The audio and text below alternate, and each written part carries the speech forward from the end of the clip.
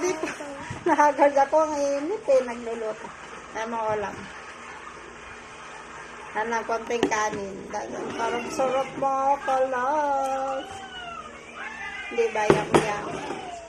Thank you po, Papa Jesus. Salamat po. Kain po tayo. Nakagard ako ah. Ang init. Sarap.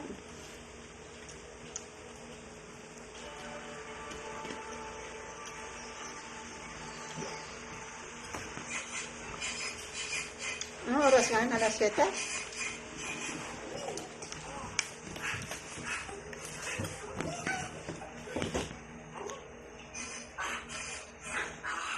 Ganyan na pumakalaw pag nagluluto.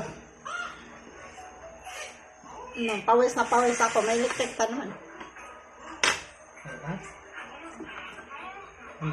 Wala. Ito?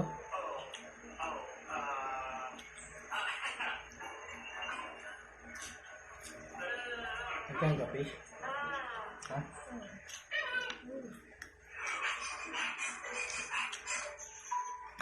Kain ko yung mga naman. Sarap.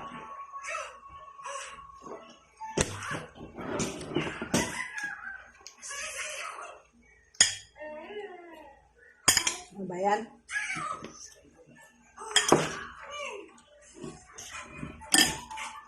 Alam mo, pinakuluan ko na. Ito mga kalab. Be, ang pangit ko naman dito sa camera mo. Yung cellphone ko kasi nandoon sa kayo yun.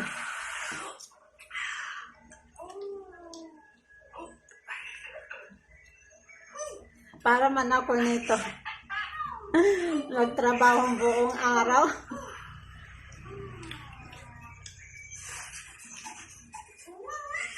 Sarap.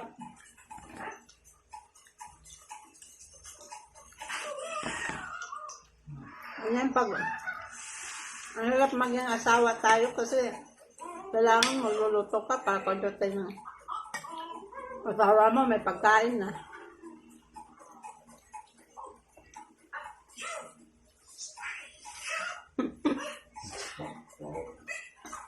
Tingnan mo naman mukha ko dyan mga kalab.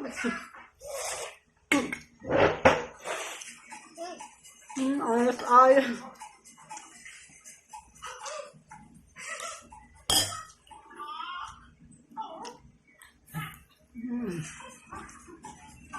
Sarap deh.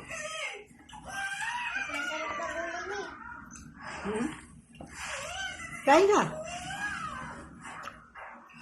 Pinubuhan ko na kasi sila ko na. So, ayaw ko na. Pag kumakain ako, nagsasobo ako para hindi ako nabubusog.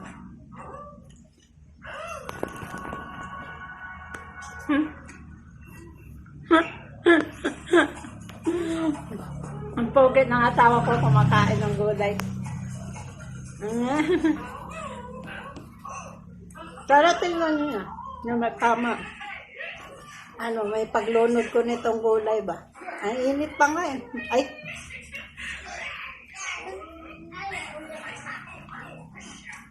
Sarap.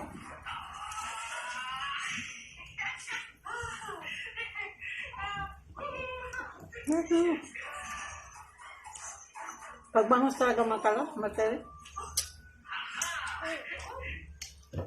Thank you po, Lord. Yung tubigan ko kasi inanuhan ko. Salamat po.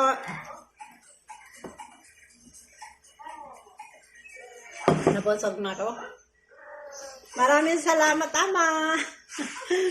Tingnan mo mukha ko. God bless. Never say goodbye. Tomorrow is another day. Bira.